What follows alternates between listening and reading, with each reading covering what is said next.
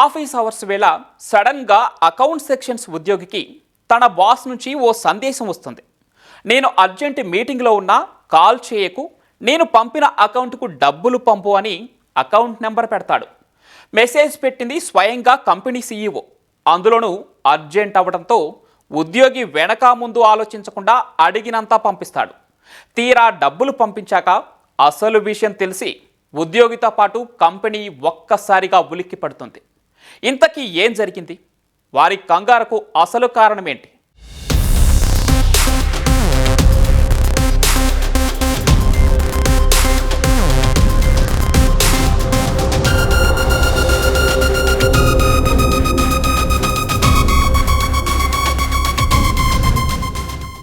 బడా కంపెనీలను లక్ష్యంగా చేసుకుని సైబర్ నేరగాళ్లు కొత్త తరహా మోసాలకు తెరలేపుతున్నారు. వాట్సాప్ను వేదికగా చేసుకుని సైబర్ కేటుగాళ్లు కోట్ల రూపాయలు కాజేస్తున్నారు. ఇటీవల హైదరాబాద్ కమిషనరేట్ పరిధిలో నమోదవుతున్న ఈ తరహా కేసులు కలవరపెడుతున్నాయి.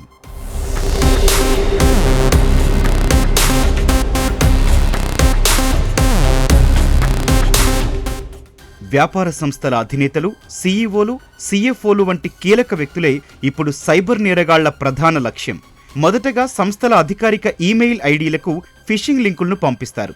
ఇవి సాధారణ మెయిల్స్లా కనిపించినా వాటిపై క్లిక్ చేస్తే కంప్యూటర్లలో మాల్వేర్ ఇన్స్టాల్ అవుతుంది. ఈ మాల్వేర్ ద్వారా నేరగాళ్లు సిస్టంపై పూర్తి నియంత్రణ పొందుతారు. ఒకసారి సిస్టమ్ వారి చేతిలోకి వెళ్లిన తర్వాత అందులో యాక్టివ్గా ఉన్న వాట్సాప్ వెబ్ సెషన్లను చాకచక్యంగా ఉపయోగించుకుంటారు. ఇక్కడే అసలు మోసం మొదలవుతుంది.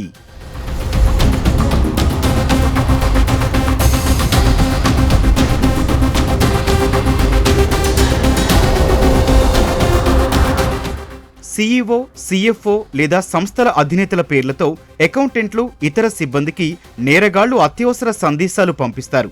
మీటింగ్లో ఉన్నాను, ఫోన్ ఎత్తలేనని, వెంటనే ఈ ఖాతాకు డబ్బులు బదిలీ చేయండంటూ ఒత్తిడి తెస్తారు.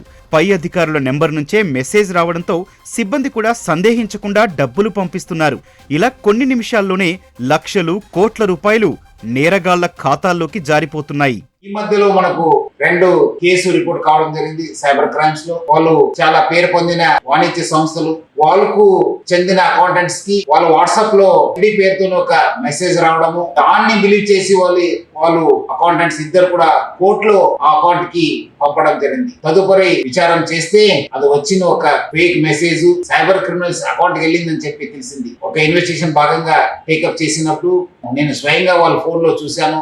ఆమె వచ్చిన మెసేజ్ కావచ్చు, వాళ్ళ ఓనర్ పేరు ఏముంది దాని పేరు రెప్లికేట్ చేస్తూ వాళ్ళు ఒక వాట్సాప్ మెసేజ్ పంపించారు. పేరుతో వచ్చిన మెసేజ్ నిజమని చెప్పి మనము దానికి రిప్లై చేయడము, దాని వాళ్ళ ఇన్స్ట్రక్షన్ ఇచ్చిన ప్రకారం నడుచుకుంటాం.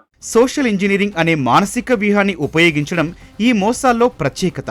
ముఖ్యంగా అర్జెంట్, కాన్ఫిడెన్షియల్ వంటి పదాలను ఉపయోగించడం ద్వారా కనీసం ఆలోచించకుండానే చర్యలు తీసుకునేలా చేస్తారు.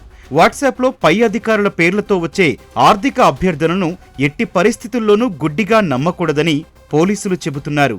వీళ్ళందరూ కూడా ఇప్పుడు వాట్సాప్ లో వెబ్ కనెక్ట్ కావడము, కంప్యూటర్ ఏముంది అది కాంప్రమైజ్ కావడము, వాళ్ళ ఈమెయిల్స్ కావచ్చు, ఆ సిస్టమ్ కు మాల్వేర్ పంపించి అక్కడ ఉన్న వాట్సాప్ డాటాను కూడా వాళ్ళు కాపీ చేసి అక్కడి నుంచి వాళ్ళకు మెసేజ్ పంపించి ఈ ద్వారా వాళ్ళు ప్రజలందరూ కూడా మోసం చేస్తున్నారు. మీ అకౌంటెంట్స్ మీరు ఏం చెప్తారు అదే వాళ్ళకు వేద వాక్యం అయిపోతుంది అని ఎట్లా లెఫ్ట్ రైట్ చూడరు. సో అట్లా వాళ్ళు అమౌంట్ పంపించి మోసం చేసే ఒక ప్రయత్నం జరుగుతుంది. మీరు మీ ఫస్ట్ మీ అకౌంటెంట్స్ ని అలర్ట్ చేయాలి. ఆల్ ఎండీస్, మీ సిఎఫ్ఓస్ కి చెప్పాలి, లేదంటే మీ అకౌంటెంట్స్ కి చెప్పాలి. మీ అకౌంట్స్ ఎవరు మెయింటైన్ చేస్తున్నారు వాళ్ళు చెప్పాలి. బ్యాంక్ అకౌంట్స్ ఎవరు మెయింటైన్ చేస్తున్నారు వాళ్ళు చెప్పాలి. వాళ్ళకు మీరు నా దగ్గర నుంచి నా వాట్సాప్ అకౌంట్ నుంచి మీకు మెసేజ్ వస్తే నమ్మొద్దు, నాకు ఫోన్ చేసి అడగండి. ఇట్లా సార్ మీరు మెసేజ్ వచ్చింది మీ అకౌంట్ నుంచి వచ్చిందా ఇదని చెప్పి కన్ఫర్మ్ చేసి మీరు అమౌంట్ పంపించాలి. కానీ ఏదో వచ్చింది కాదని చెప్పి ఆగమేఘ పైన అమౌంట్ పంపవద్దు.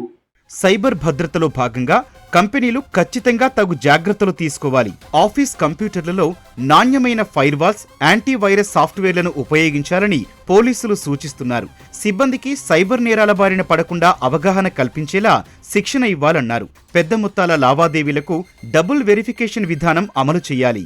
సెకండ్ థింగ్, మీ యొక్క సిస్టమ్స్ లో ఏముంది మనము మొత్తం క్లీన్ చేసుకోండి. మంచి ఫైర్ వాల్స్ పెట్టుకోండి. హై ఎండ్ మాల్వేర్స్ పంపించి మీ యొక్క సిస్టమ్ ని తర్వాత మీ అంతా మీ ఫోన్ కూడా ఇన్ఫెక్ట్ చేసే ఒక ప్రయత్నం జరుగుతుంది. సో అందరు కూడా అలర్ట్ ఉండాలి. వేరే వాళ్ళు కూడా చెప్పాలి. మీరేదో మనకు తెలిస్తే కాదు, మీరు మీ తోటి ఇండస్ట్రీస్ కావచ్చు, కంపెనీస్ కావచ్చు, అట్లానే ఈ వాణిజ్యకు చెందిన చాలా మంది పెద్ద పెద్ద చేంబర్ ఆఫ్ కామర్సెస్ మన అకౌంటెంట్స్ కి, వాళ్ళు సిఎఫ్ఓస్ కి, వాళ్ళందరూ కూడా మెసేజ్ పంపించి వాళ్ళు మోసం చేసే ఒక ప్రయత్నం చేస్తారు.